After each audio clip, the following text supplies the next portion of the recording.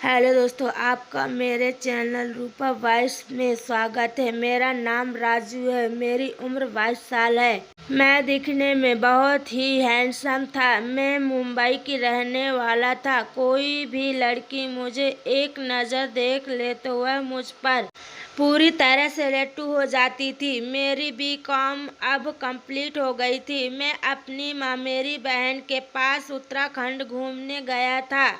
मेरी बहन की शादी में जब 9th क्लास में पढ़ता था तभी हो गई थी। बाद में वो अपने पति के साथ उत्तराखंड में शिफ्ट हो गई थी। मैंने सोचा चलो दीदी को मिल के आता हूँ और वहाँ पर रहकर के उत्तराखंड भी घूम लूँगा। वहाँ पहुँचने पर दीदी मुझे देखकर बहुत खुश हो गई और बोली, अरे राजू, तुम इतने बड़े हो गए हो। जब मेरी शादी हुई थी तो तुम 12 साल के थे। तभी मैं उनको बोला, अरे दीदी, अब मैं 22 साल का हो गया हूँ। दीदी ने मुझे खूब खिलाया पिलाया।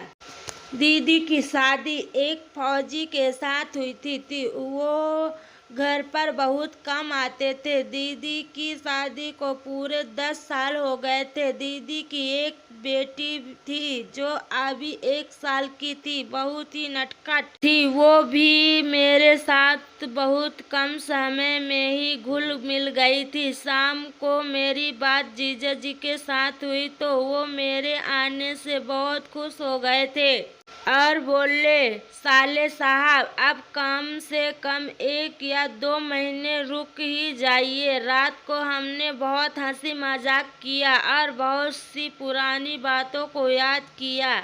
बात करते करते हम काफ़ी समय हो गया था। मैं अपने कमरे में सोने चला गया। दीदी ने पहले से ही मेरे लिए बिस्तर बना दिया था। मैं आराम से अपने बिस्तर पर सो गया। मार्च का महीना था तो सर्दी तो ज़्यादा नहीं थी, पर मुझे बहुत ज़्यादा ठंड लग रही थी। सर्दी का कारण मुझे नींद नहीं आ रही थी। तभी मैं उठा और दीदी को बुलाने चला गया।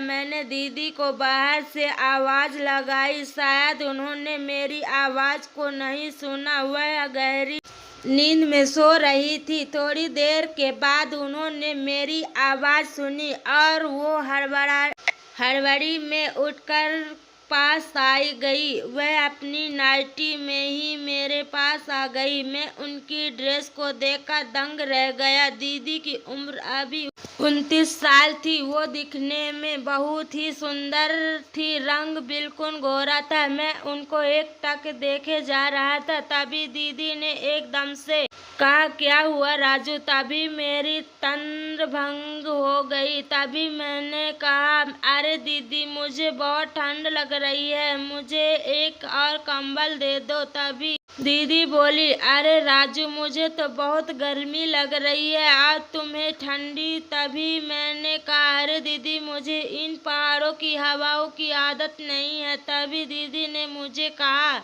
अच्छा, तुम अपने कमरे में जाओ, मैं तुम्हारे लिए कंबल लेकर आती हूँ। मैं कमरे में आकर लेट गया। मेरी आंखों के सामने दीदी का बदन अभी भी घूम रहा था। दीदी का अंग अंग तरसा हुआ था। थोड़ी ही देर बाद दीदी कंबल लेकर आ गई और मेरे बेड पर रख दिया और बोली, पता नहीं तुम्हें कैसे ठंड लग रही है, मुझे तो बहुत गर्मी लग रही है। खैर, और कुछ तो नहीं चाहिए ना तुम्हें? मैंने कहा, नहीं, अगर सिर दर्द की गोली है तो वो दे दीजिए।